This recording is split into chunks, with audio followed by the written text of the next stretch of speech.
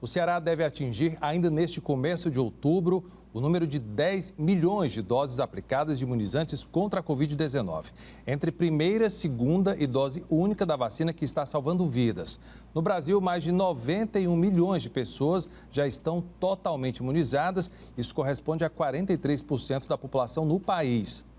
A vacinação em massa só está acontecendo graças ao trabalho feito pelo Sistema Único de Saúde, que está comemorando 31 anos de atuação no Brasil e se consolida como o maior sistema público de saúde do mundo. Para falar sobre as vantagens e desafios do SUS, o Cena Pública recebe hoje o médico pesquisador da Fundação Oswaldo Cruz, Dr. Odorico Monteiro, e o também médico e superintendente da Escola de Saúde Pública do Ceará, Dr. Marcelo Alcântara, a quem eu já começo agradecendo a presença. Muito obrigado aos dois. Vou começar aqui com o doutor Odorico. O SUS, o nosso, ele copia o modelo que foi implantado na Inglaterra logo após a Segunda Guerra Mundial. Aqui foi após o período da ditadura, no início da redemocratização. Qual é a principal diferença entre os dois, na sua opinião? Cristian, eu diria que tem uma questão extremamente importante entre esses sistemas, e aí eu diria que ele foi consolidado na Europa no pós-guerra, né? Que é a construção do estado de bem-estar social.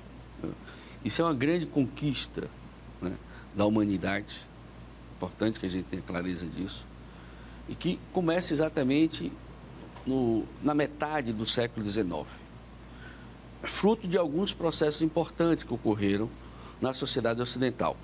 A industrialização, importante, então a classe trabalhadora da indústria sempre colocou a questão da saúde como uma prioridade, até porque a saúde tem, principalmente para a classe trabalhadora, tem algo a ver com a necessidade, eu diria até que material para a sobrevivência dela. Verdade. Tá? E o processo de urbanização também acelera demandas urbanas importantes, entre elas a saúde. Na reconstrução da Europa, pós-Segunda Guerra Mundial, aí você tem impactos da sociedade que passaram a, de certa forma, constituir como, digamos, estruturas que movem, né, a sociedade. Acesso à educação, acesso e garantia à saúde como um direito de todos e um dever do Estado. Isso é muito importante. A questão da mobilidade urbana, que ainda hoje é um grande desafio. Eu diria que a Europa, a partir daquele momento, digamos, construiu as maiores estruturas viárias urbanas através de metrôs, né? E, sem dúvida nenhuma, a estrutura urbana como um todo, como um processo ligado à necessidade de garantir saúde, né? Não só como ausência de doença, mas também garantir saúde como qualidade de vida, né? Porque não é só hospital, por exemplo, para que o pessoal entenda. Né? Não, mas eu diria que, por exemplo, a própria mobilidade urbana é o motor de saúde, né? Eu orientei uma aluna de doutorado aqui da UFC e ela estudou a questão dos determinantes sociais em saúde na região do Grande Bom Jardim. Siqueira, Grande Portugal, Grande Lisboa, o Bom Jardim, né? E o Canindezinho. E as pessoas, quando a gente discutia sobre saúde e trabalho, elas diziam que adoeciam mais com o deslocamento do que com o trabalho em si. Ou seja, a mobilidade urbana é motivo, né, de adoecimento, porque a pessoa que trabalha na praia de Iracema e mora no Bom Jardim... Tem que sair de casa às 5 da manhã, sei lá. 2 horas para vir e 2 horas para voltar. Isso é adoecedor. É saúde mental, física. Isso. Então, isso é muito importante. Então, todo o movimento pela redemocratização do Brasil, instituído no enfrentamento da ditadura, ela colocou uma agenda importante para o país. Eu diria que uma dessas agendas importantes foi a Seguridade Social. Ou seja, a garantia, né, de 3 grandes políticas: saúde, assistência social e previdência. E, sem dúvida nenhuma, tivemos muita inspiração sobre as conquistas dos trabalhadores europeus. Importante que isso foi uma conquista dos trabalhadores, que iniciou em todo o processo, digamos assim, eu diria, metade do século XIX e se materializou como uma conquista social importante pós-Segunda Guerra. E nós fizemos isso aí tardiamente, estamos tentando fazer, porque eu diria que sim, A conquista do SUS na Constituição, né, no artigo 196, que coloca a saúde como direito de todos e um dever do Estado, e o nosso artigo é mais avançado, porque ele coloca também que você tem que produzir políticas econômicas e sociais para reduzir o risco do adoecer.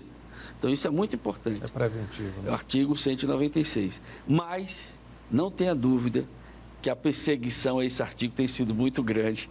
Entre elas, a própria emenda constitucional 95, que cria o teto, né, da saúde. Se a saúde é um direito e um dever do Estado, isso está na Constituição, o Estado tem que prover saúde.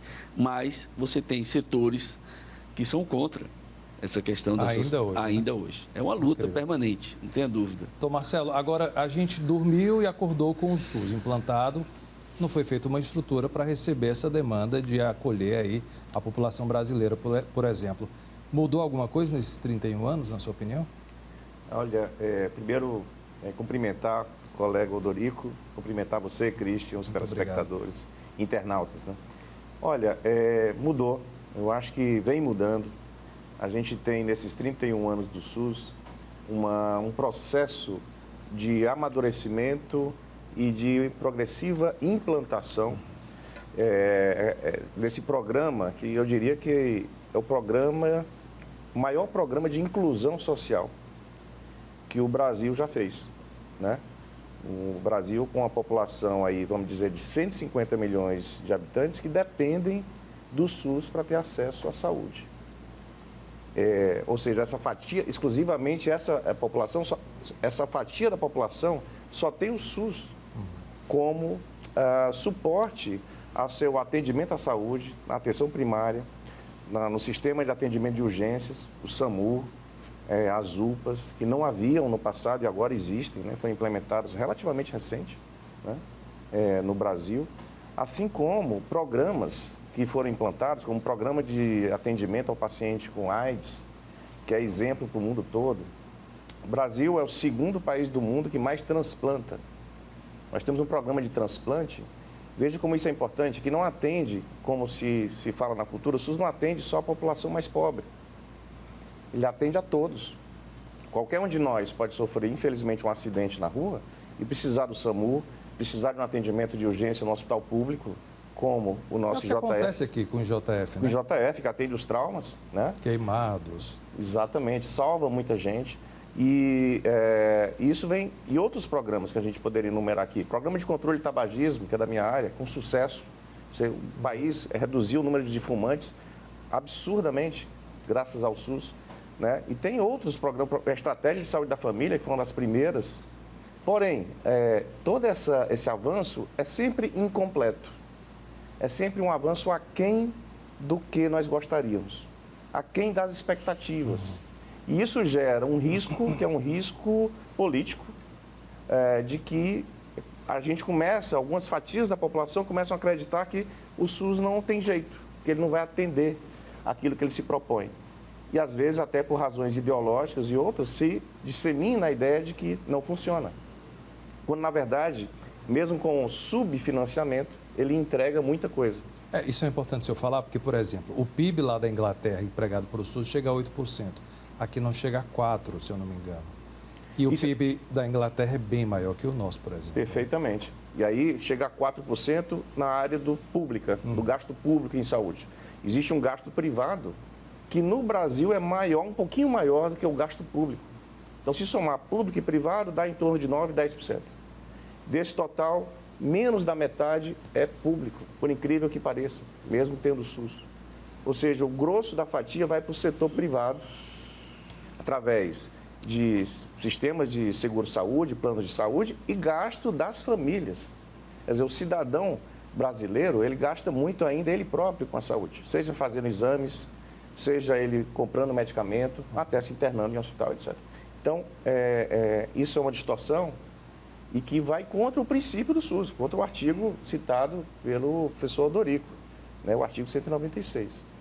E o sistema de saúde vai além da atenção, do atender o paciente. Por exemplo, saneamento básico, sim, que é uma coisa que a gente discute pouco, ele é, sim, uma política essencial de saúde, né? De saúde. E a gente, assim, isso não entra na pauta política. Quando se fala em SUS, se pensa apenas em hospital, em médico. Tem muita coisa envolvida no nosso dia a dia, inclusive. Saiu de casa, você já está sendo beneficiado pelo SUS, né? Sim. Na infraestrutura da cidade. Todas as vigilâncias sanitária, epidemiológica, né? Que dão garantia de que a gente vá para um restaurante e ali você tenha controle de riscos relacionados à alimentação, por exemplo, contaminação, etc. Esse é um exemplo prático, né?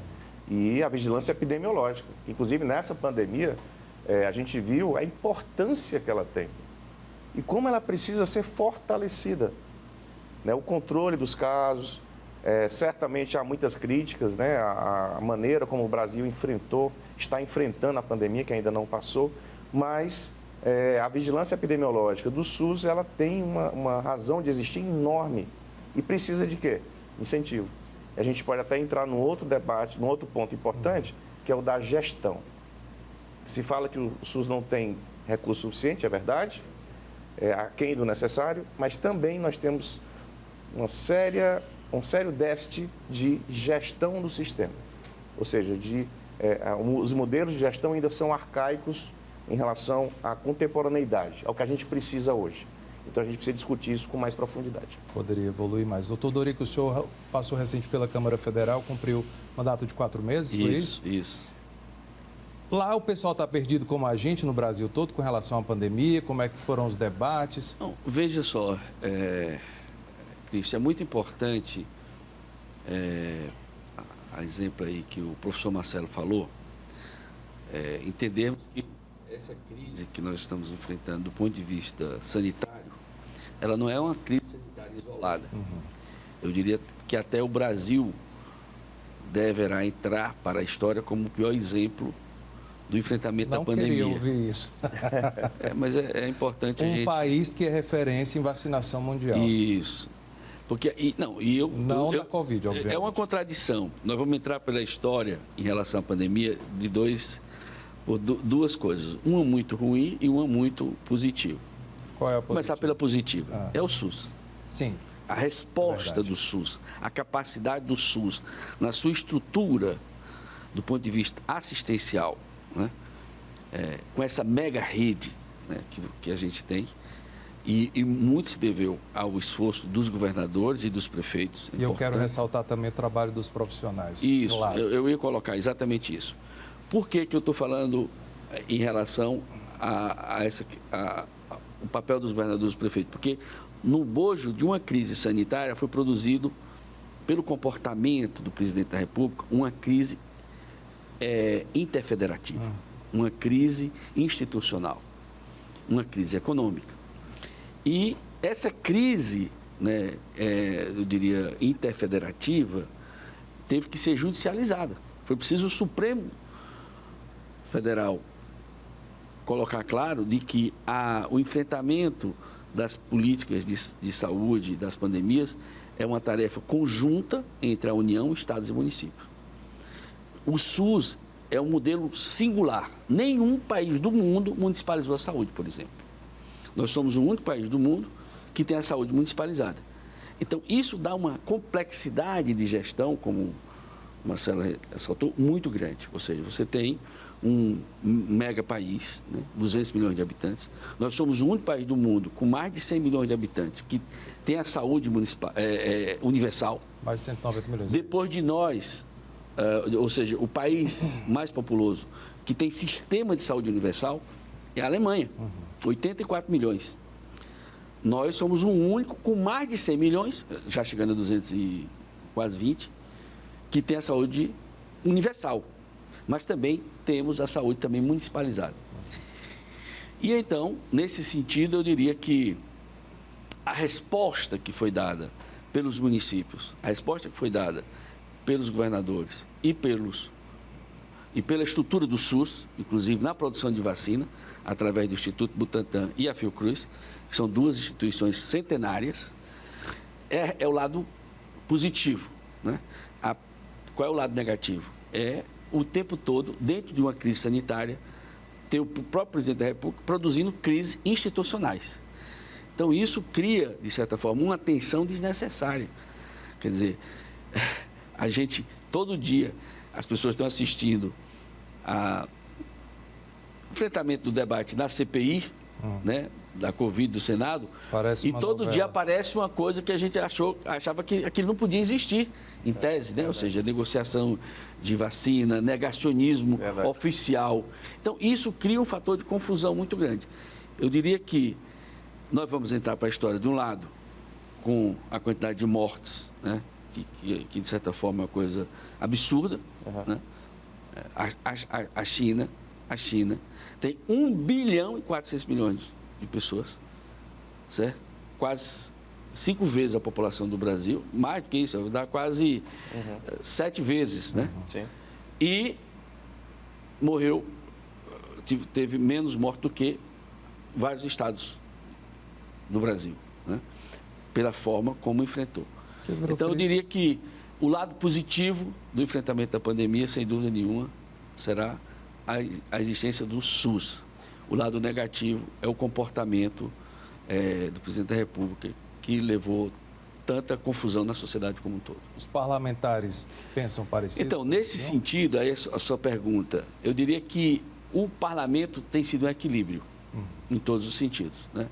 Veja só, durante a pandemia, a gente conseguiu aprovar uma lei específica para a telemedicina, que isso é uma das coisas extremamente importantes, é um grande legado que vai ficar. Auxílio. Se aprovou vários orçamentos suplementares em relação às vacinas, é importante, porque não estava no orçamento, então teve que ser votado no Congresso o orçamento para a aquisição das vacinas e o auxílio emergencial. Né? Sem dúvida nenhuma. Eu diria que eu acho que no meio da crise institucional que foi criada, eu diria que o Judiciário e o Parlamento têm sido os contrapesos, né? Nessa questão dos pesos e contrapesos da vida institucional brasileira, garantindo, sem dúvida nenhuma, um equilíbrio nesse momento. Neutralizando essa guerra política, exatamente. Né? Eu diria que assim, neutralizando esse péssimo exemplo dado pelo presidente em relação ao negacionismo declarado de máscara, de distanciamento social, de vacina, todos os equívocos, né? Quem está falando é o médico, o doutor Dorico, não é o político, que fique claro. Não tenha dúvida. É o ponto de vista científico. E político também, obviamente. O Cena Pública vai para o intervalo. Eu aproveito para te convidar a dar uma olhada nas nossas redes sociais. Temos Facebook, Instagram, que é o @TV Ceará, e o nosso canal no YouTube. Acesse lá para conferir todo o conteúdo. A gente volta já. Estamos de volta com o Cena Pública, debatendo hoje os 31 anos do Sistema Único de Saúde do Brasil. Comigo aqui no estúdio está o médico e pesquisador da Fundação Oswaldo Cruz, doutor Dorico Monteiro, e o também médico e superintendente da Escola de Saúde Pública do Ceará, doutor Marcelo Alcântara. Doutor Marcelo, qual é exatamente a função da Escola de Saúde Pública aqui hoje, por exemplo? O pessoal entender capacitação e o que mais? Sim. A missão da escola, fundada em 93, é qualificar a força de trabalho e fortalecer o sistema de saúde, né?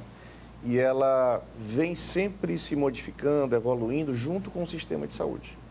Esse é o grande aspecto estratégico da escola.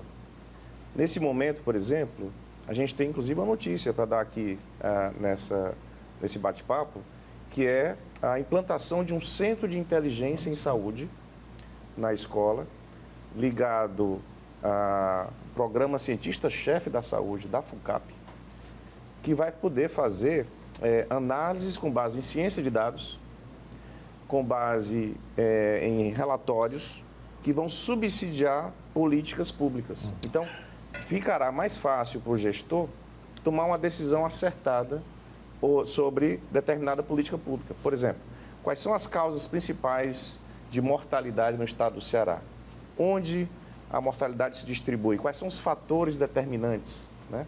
Então, isso tem que ser feito um trabalho de inteligência, e aí é uma inteligência que leva uma certa sofisticação tecnológica e ciência, para que a gente possa ter diagnósticos bem elaborados de como é que está o sistema, inclusive para a qualificação dos trabalhadores. Também nesse setor de inteligência, a gente vai poder ver o quê? Quais são os fatores determinantes de bom ou mau desempenho de determinada unidade de saúde, de determinado UTI, de determinado perfil de paciente. Por que ele está, digamos, tendo um atendimento melhor num lugar, pior no outro? Como é que a gente pode aprender dentro do sistema e ir aperfeiçoando ele? Esse é um ponto importante. Então, qualificação de força de trabalho, inteligência, pesquisa. Então, nós estamos configurando dentro da escola a rede de pesquisa estadual em saúde, que é muito importante para gerar conhecimento novo, né, dentro do sistema, e também a parte de inovação.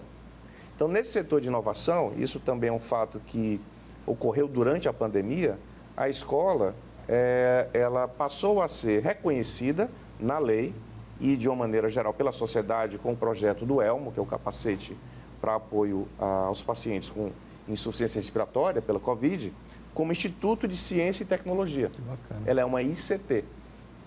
Então, além de escola, que faz educação, ela também trabalha o quê? Inovação em saúde. Que é uma coisa muito bacana que pode agregar valor ao sistema e entrar naquela questão do diminuir o risco tecnológico do nosso país, contribuir para incremento do setor da economia da saúde. O exemplo disso é o capacete ELMO, onde várias instituições públicas e privadas, por exemplo, FUNCAP, Secretaria de Saúde, escola, rede de hospitais, Unifor, UFC, as universidades e o sistema Senai-FIEC entraram juntos para resolver um problema de saúde grave. A falta de respiradores, a falta de leitos de UTI, que assim a pandemia aconteceu no nosso estado, sim, infelizmente muito forte. E deu resposta. Temos agora um produto cearense que tem uma patente dessas instituições e que é produzido em escala comercial. Então, o Ceará exportou capacetes para outros estados. Então, Marcelo está sendo modesto, ele é idealizador do capacete, é isso? Participei muito fortemente do projeto, junto com colegas da área de design industrial, sim, e isso é um resultado de um esforço de uma equipe muito grande. Grande orgulho para todos nós cearenses e para o Brasil todo. E aí eu quero aproveitar para falar do Dr. Carlyle Lavô, que é o coordenador da Fiocruz aqui, que tem uma política pública implantada no Ceará que virou referência no Brasil e internacional, que são os agentes de saúde comunitários, né? Que é importantíssimo para o SUS também. Não tenha dúvida, Cristian. Eu diria que o Ceará, no campo da saúde, nos últimos 30 anos, né, juntamente com os 30 anos do SUS, eu diria que a gente tem sido referência nacional e internacional em várias políticas. Né? Só para contextualizar, tem muita gente que vem aprender o que a gente faz aqui na área da saúde. Não tenha dúvida. Não só do Brasil, mas de outros países também. Né? Eu diria que a grande iniciativa, que foi quando o secretário Carlyle Lavô, de instituir os agentes de saúde como uma política pública do Estado, depois adotada como uma política pública nacional, se somou a isso também o Programa Saúde da Família. Sim. O Programa Saúde da Família nasceu do Ceará. Nasce disso. Primeiras equipes, nós implantamos lá em Quixadá, 93, 94, e a partir dessa política pública, o Ministério da Saúde também adotou como uma política nacional. E a própria Escola de Saúde Pública, eu diria que se soma a esse esforço, né? Não é à toa que tudo ali nasce ali no final da década de 80, início da década de 90. O Saúde da Família nasce junto com a Escola de Saúde Pública. Os agentes de saúde nascem desse processo de municipalização da saúde.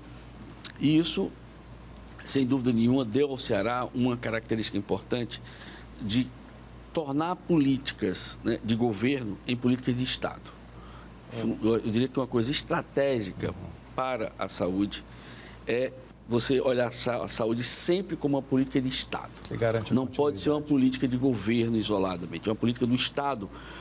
Por isso que está na Constituição. Então, aquilo que está na Constituição como política pública tem que ser adotado como política de Estado. E aí, eu diria que um grande desafio nosso hoje, por isso que eu não tenho dúvida que a Fiocruz é uma grande resposta do SUS, né, na pandemia, mas também para além disso, né? Não só na questão de qualificação da força de trabalho, que é um papel fundamental feito pela escola, por exemplo, mas também associar ensino, pesquisa e produção. Por quê? Os sistemas universais de saúde, Cristian, dá ao Estado um status de ser o maior consumidor. É verdade. Então, quem é o maior consumidor da saúde no Brasil? É o Estado brasileiro. Por quê? Porque a saúde é um direito de todos e um dever do Estado. Então, o Estado tem que, inclusive, o tempo todo estar dialogando com a indústria, dialogando com as instituições de ensino e pesquisa, de ciência e tecnologia, para que a inovação se coloque a serviço das demandas do próprio Estado. Ou seja, o complexo econômico e industrial da saúde é uma política estratégica e de soberania nacional. Eu diria que foi outra, digamos, contribuição nossa recente, passando pela Câmara, foi criada uma comissão específica para analisar o grau de dependência do Brasil na questão do complexo econômico e industrial. O que é esse complexo econômico e industrial? Produção de medicamentos, produção de vacina, a produção de insumos, né? Veja só, o Brasil, que é uma das maiores potências agrícolas do planeta, consegue tirar petróleo do pré-sal, mas estava sem produção de equipamentos de proteção individual na pandemia. Sem respiradores, sem máscaras, tá certo? Então, a exemplo do Elmo, que é uma inovação tecnológica, né? E fechou o ciclo da inovação, porque o ciclo da inovação é quando você concebe, a partir de uma dor do sistema, uma resposta, e essa resposta vai para a sociedade, através, inclusive, de faturamento, CNPJ. Eu sempre digo, inovação é ciência e tecnologia de um lado e o CNPJ do outro. Por que a gente fala de CNPJ? Porque é o CNPJ que vai oferecer para a sociedade aquele fruto daquela inovação, né? Então, o SUS é também um grande demandante de inovação, né?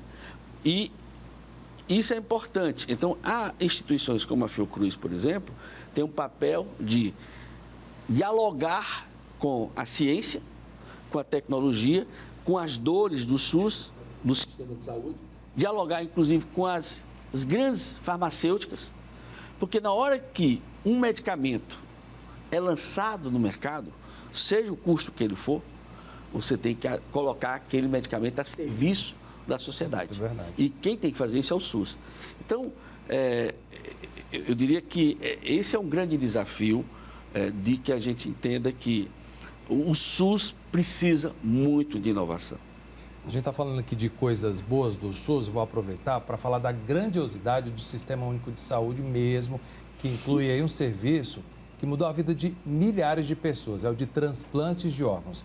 Para você ter uma ideia, o Brasil tem o maior sistema público desse tipo de procedimento no mundo. E o Ceará é referência nacional, ocupando hoje o primeiro lugar no Nordeste e o quarto no Brasil em doação de órgãos. Além do trabalho dos profissionais da saúde, da sensibilização das famílias, para chegar a esse status é preciso uma grande corrente de solidariedade. Como mostra o repórter Alisson Oliveira. O Sistema Único de Saúde, o SUS, é responsável pelo financiamento de cerca de 92% dos procedimentos no país, fazendo com que o Brasil seja o país com o maior sistema público de transplantes do mundo. É preciso conversar com família, amigos, afinal, uma única doação pode salvar ou melhorar a qualidade de vida de até 11 pessoas que estão na fila de espera por um órgão. O processo não é tão simples, por isso, a Defensoria Pública do Estado tem um papel fundamental. Que as famílias conversem sobre o assunto, apesar da dificuldade, né? Mas que as pessoas deixem claro, né, para os parentes essa intenção de doar. E também nesse momento difícil que o parente possa autorizar essa doação, né? Para que mais pessoas possam continuar vivendo através dos órgãos e desse ato de solidariedade. Os defensores já participaram de 43 atuações que asseguraram qualidade de vida para várias pessoas. Foram 127 doações de órgãos e tecidos desde então. De acordo com o levantamento da Associação Brasileira de Transplante de Órgãos, o número de doadores caiu 26% no país em 2021 devido à pandemia. Os procedimentos mais afetados foram os de pulmão, rim, coração e fígado. A busca por mais doadores não pode parar. Com esse serviço, a Defensoria disponibiliza 10 defensores públicos que ficam de prontidão 24 horas por dia para qualquer caso de urgência, de sobreaviso para qualquer problema jurídico. Desde 2011, a Defensoria Pública do Estado do Ceará firmou um termo de cooperação técnica com a Secretaria de Saúde do Estado. Como sabemos, a lei de doação de órgãos, ela exige autorização dos parentes para a retirada de órgãos e tecidos. E qualquer entrave jurídico, em relação a essa autorização dos parentes, aí a Defensoria é chamada a atuar para fazer tanto a comprovação desse parentesco, e a gente ingressa com a ação de alvará judicial, requerendo a autorização do juiz para a retirada de órgãos e tecidos. Olha, e como grande parte do orçamento do Sistema Único de Saúde está sendo usado para as ações de combate e controle à pandemia de Covid-19, o setor de transplantes, claro, sentiu os efeitos. Mesmo assim, as cirurgias não pararam por aqui. Confira. Mesmo com as dificuldades por conta da pandemia da Covid-19, o Ceará registrou aumento nas taxas de transplantes de órgãos este ano em relação ao mesmo período de 2020. De janeiro a outubro foram realizados 904 procedimentos, 587 transplantes de córnea, 109 de fígado, 110 de rim e 84 de medula.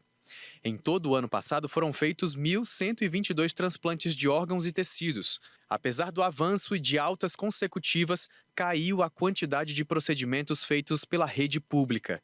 Em 2020 foi registrado o menor volume dos últimos 8 anos no Brasil. Foram 62.900 transplantes no Sistema Único de Saúde, número 22% menor do que a quantidade realizada em 2019.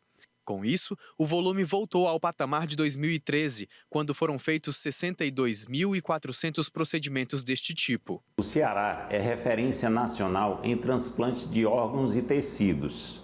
É o primeiro do Nordeste em doação de órgãos, é o quarto no Brasil em doação de órgãos, e esse trabalho ele se deve a uma dedicação de todos os profissionais de saúde que trabalham no processo de transplante. E aí eu queria deixar inicialmente o meu agradecimento para todos esses profissionais.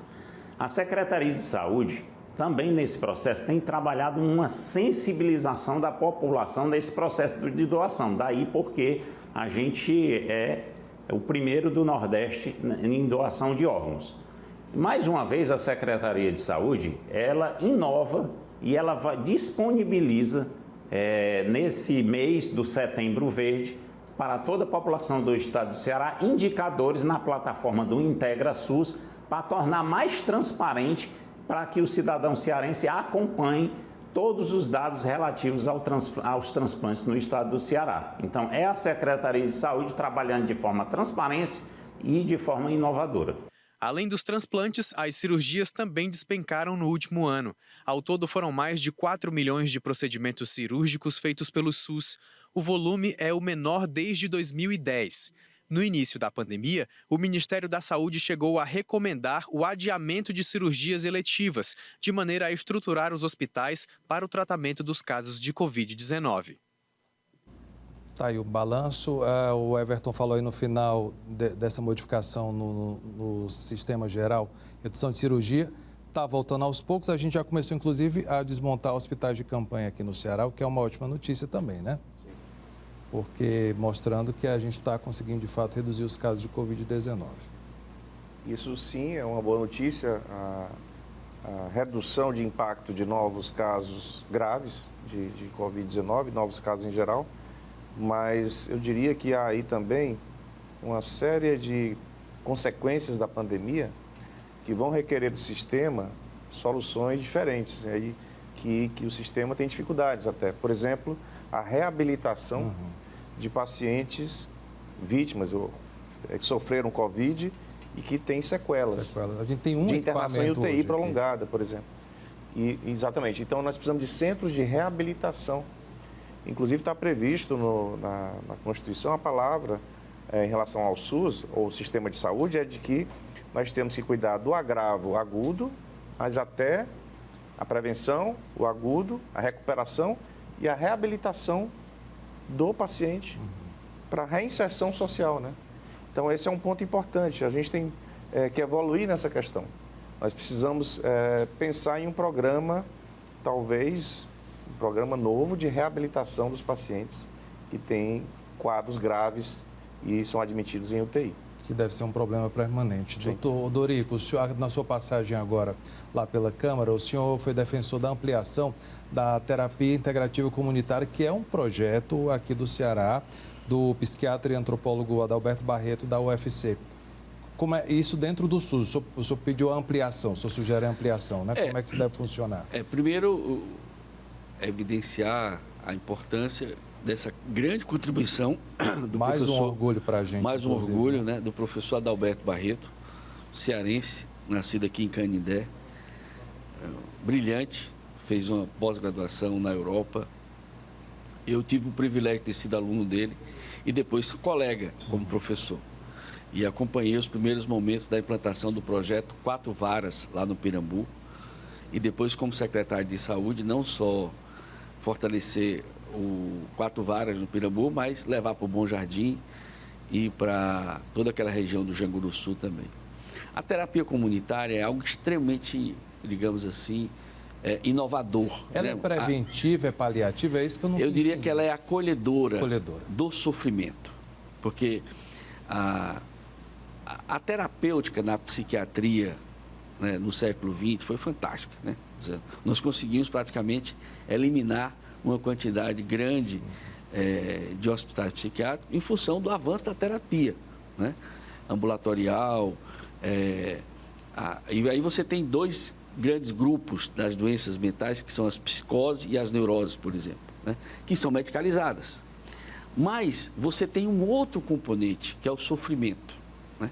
O sofrimento que está na alma da pessoa, que está aquele sofrimento metafísico, né? Eu diria assim. E a terapia comunitária é uma tecnologia de acolhimento desse sofrimento, de compartilhar, né? De forma terapêutica, através da fala, através da escuta, através de um conjunto de atividades, inclusive a massoterapia, né? Por isso que é terapia comunitária integrativa, né? E, sem dúvida nenhuma, já foi adotada pelo SUS, mais uma política do Ceará que nasceu e se transformou numa política pública. Hoje você tem a Associação Brasileira de Terapia Comunitária. Hoje você tem vários cursos sendo dados em todos os estados, né? E o que nós fizemos na Câmara foi exatamente transformar isso numa perspectiva, inclusive, que você tenha uma política para formar terapeutas, né? Eu diria que ela é complementar também, porque você tem uma estrutura importante de saúde mental. Inclusive, quando eu fui secretário de Saúde de Fortaleza, a gente conseguiu estruturar uma rede de CAPs gerais, CAPs álcool e droga, CAPs infantil. Só que essa estrutura dos CAPs, elas precisam ter suporte na própria comunidade. E a terapia comunitária, então, tem esse papel. Ou seja, quando a gente fala de tecnologia para a saúde, nós falamos de tecnologias que envolvem desde medicamento, equipamentos, mas a gente também tem essa tecnologia que é, eu diria, uma tecnologia leve. Que tecnologia leve é essa? É o conhecimento. É o conhecimento. Por isso que, junto do sistema de saúde, você tem que ter também um sistema de saúde escola.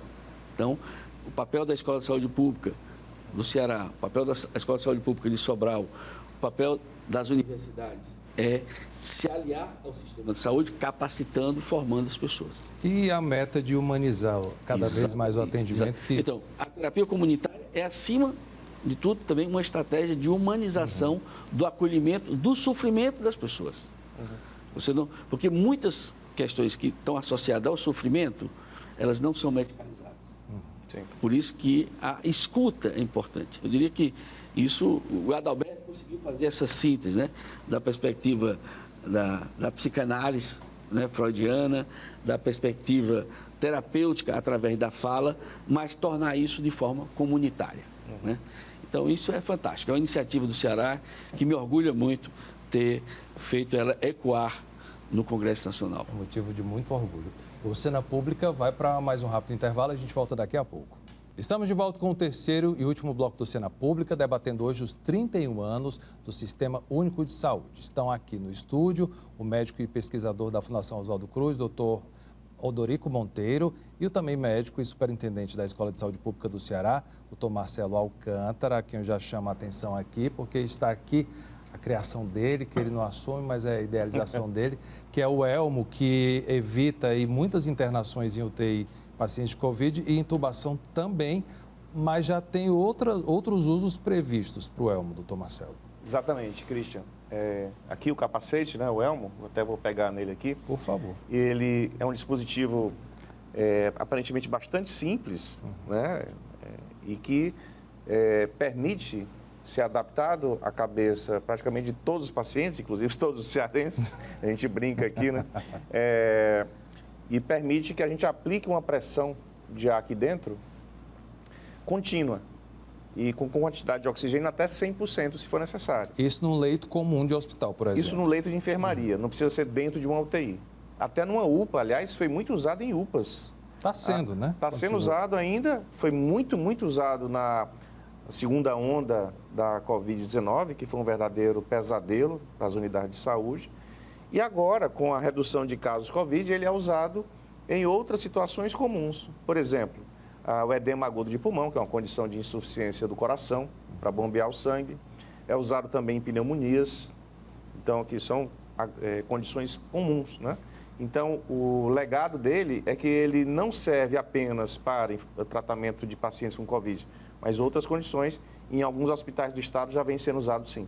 E esse foi o nosso planejamento, não ser algo só para Covid, né?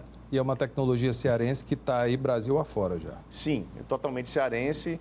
Toda essa concepção, o design, o material, tudo é material cearense de empresas locais e que outros estados adquirem, né? Compram. E se o Brasil seguir esse caminho, certamente isso pode ajudar outros países que não têm condição de ter esse equipamento. Só para ter uma ideia, esse sistema aqui não existia no Brasil até o ano passado, esse tipo de dispositivo. Apenas na Itália, que produz isso há alguns anos, e Estados Unidos. E agora temos o Made in Ceará. Made in Ceará. Está vendo que o incentivo todo dá muito certo? A gente tem outro motivo de muito orgulho aqui, e aí tem a participação do Dr. Odorico Direto, que é a vinda da Fiocruz para o Ceará. Eu sinto que a gente não dá a devida importância, às vezes, desse equipamento aqui. Eu diria que é algo estratégico para o Ceará, né? A Fiocruz. Primeiro porque a Fiocruz é uma instituição de 121 anos. Né? É uma instituição que está presente em 10 estados. E durante praticamente todo o século XX, ela articulou 3 coisas importantes, né? O ensino, a pesquisa e a produção. Né? Eu diria, o Elmo, por exemplo, ele sintetiza isso. Ele sintetiza a pesquisa, né? A necessidade de que a gente tem que dar resposta às dores de um sistema de saúde, a inovação, né? E essa articulação com a produção. Né? Porque você faz o invento, mas ele tem que ser produzido em larga escala. Sim. Quem vai fazer isso é a indústria. Né? E a Fiocruz hoje, eu diria que é a maior farmacêutica do Brasil. Eu diria não, já é. Ou seja, é a maior farmacêutica de todas, inclusive com as privadas, né? E é uma das principais farmacêuticas do mundo. Então, a vinda da Fiocruz para o Ceará, que começamos lá em 2007, ainda no primeiro governo do ex-governador Cid Gomes, é extremamente estratégica, porque ela também não está aqui como uma unidade isolada. Ela é âncora de um distrito de inovação em saúde.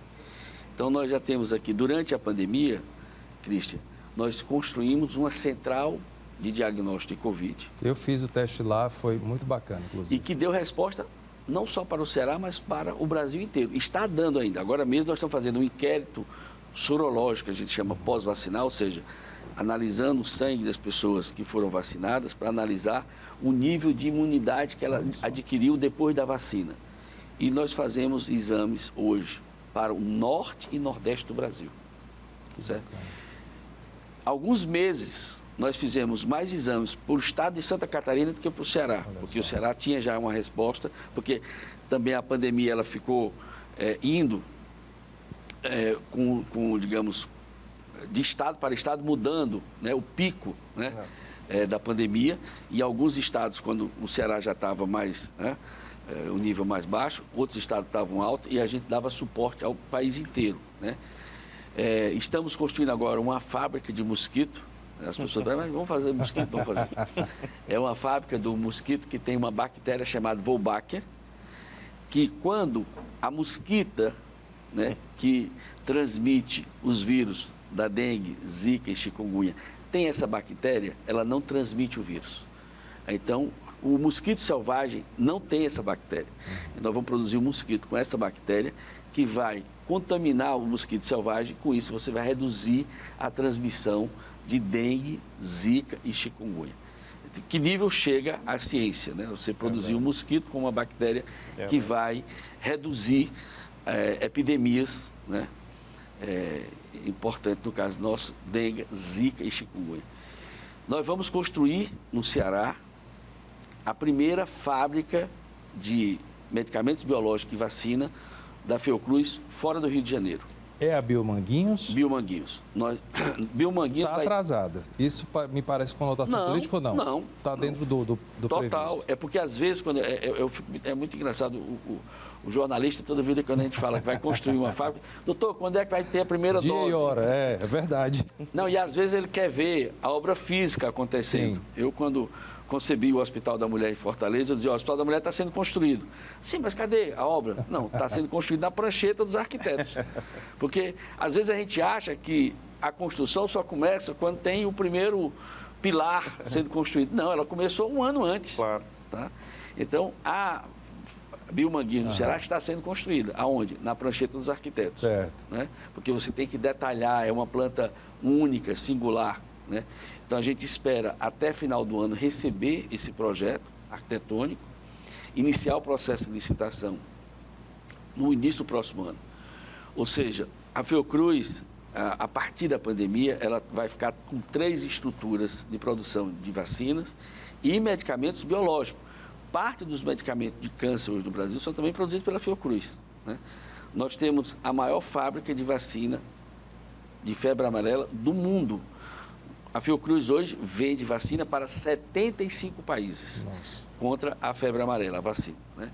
E aí nós vamos ter uma fábrica que está em Manguinhos hoje, vai ser construída uma nova fábrica no Rio de Janeiro, no Distrito Industrial de Santa Cruz, no Rio de Janeiro, e a fábrica do Ceará. Então, nós vamos ser a primeira fábrica de vacina da Fiocruz fora do Rio de Janeiro. Vacina e medicamentos biológicos, né? Que isso é uma coisa importante, que eu diria que foi um avanço tecnológico para a produção de vacinas, que é você produzir na mesma estrutura, não só vacina, mas também os medicamentos biológicos. Houve um avanço que permitiu que a mesma planta que produz vacina, ela possa também produzir medicamentos biológicos. Então, isso é uma coisa importante e nós vamos se beneficiar disso aqui no Ceará. Que bom, tá aí, mais um motivo de orgulho. Então, Marcelo, rapidinho para o pessoal de casa entender, quando se fala em SUS, a gente pensa em primeiro socorro, PSF, tem outras coisas que o SUS está beneficiando a população, a redução, a cirurgia bariátrica, o SUS já cobre, algumas cirurgias estéticas também. Sim. O senhor pode enumerar algumas delas, por favor? Tem várias, né? Então, vão muito além. Por exemplo, a gente tem cirurgias para o pessoal que tem transtornos ou necessitam se adaptar à situação de transexualidade, sim, por exemplo. Essa é uma questão. Redesignação sexual, se eu não me engano. Exatamente. Só para citar uma que eu lembrei agora de pronto aqui, né?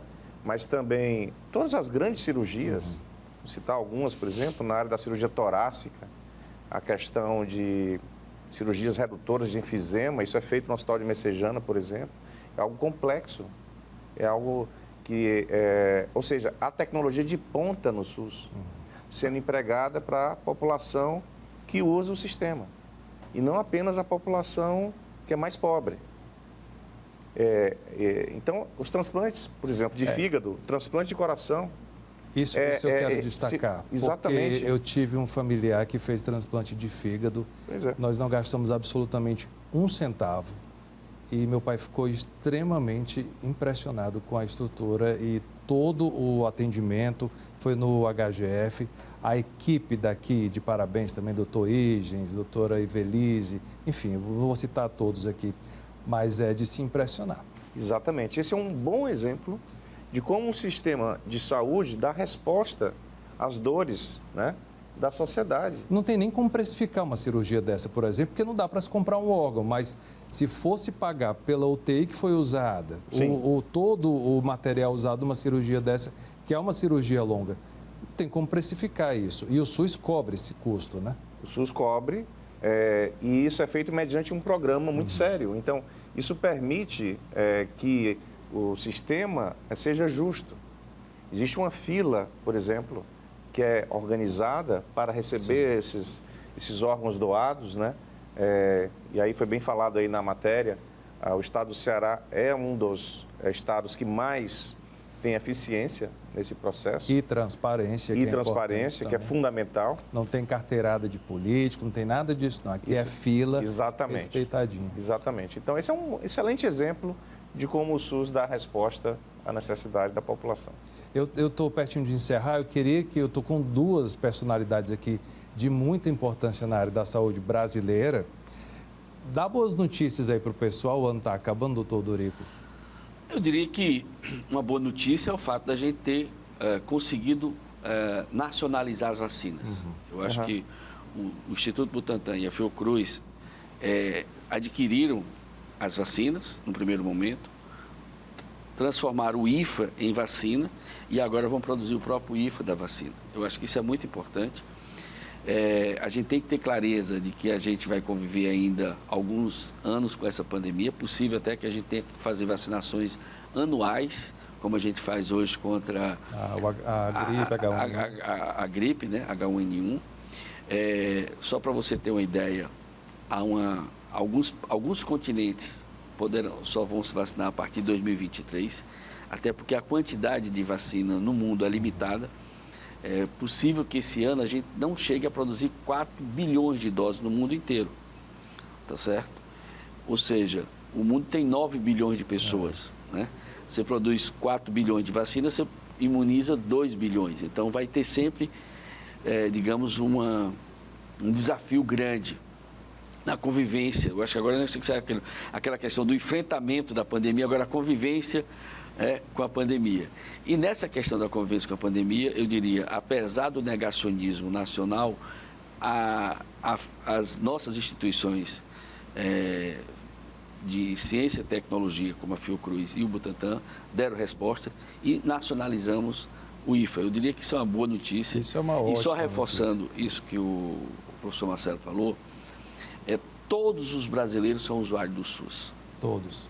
Importante, porque às vezes a pessoa diz, eu tenho um plano de saúde, não uso o SUS. Uso o SUS. Tem muito dinheiro. Você pode até não usar o hospital e o ambulatório do SUS, mas o SUS não é assistência ambulatorial, não é assistência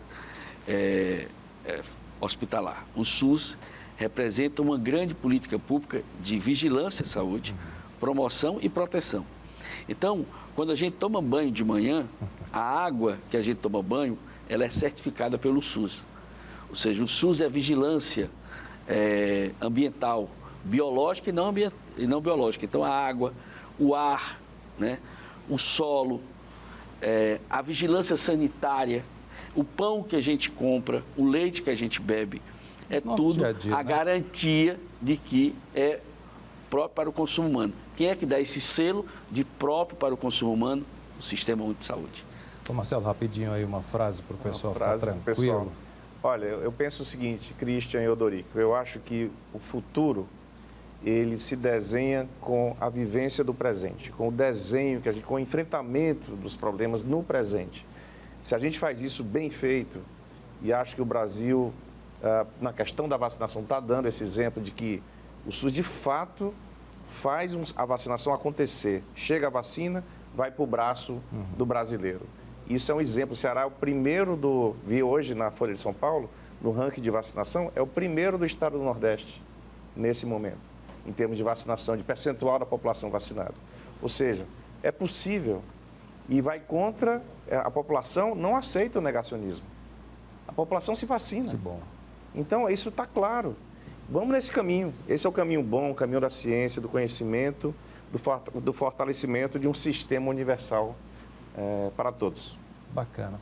O Cena Pública vai ficando por aqui. Claro que eu quero agradecer a presença do Dr. Dorico Monteiro, que é médico, pesquisador lá da Fiocruz, e também do Dr. Marcelo Alcântara, que é o superintendente da Escola de Saúde Pública do Ceará. Aproveito a presença dos dois para agradecer o setor de saúde do Brasil nesse trabalho que tem sido feito agora durante a pandemia mundial. Os nossos médicos estão de parabéns aqui no Ceará, claro. E eu aproveito para te convidar a acompanhar a nossa transmissão nas redes sociais. Tem Facebook, Instagram, @TV Ceará e o canal da TVC no YouTube. Muito obrigado pela sua companhia e a gente se vê na próxima semana. Até lá.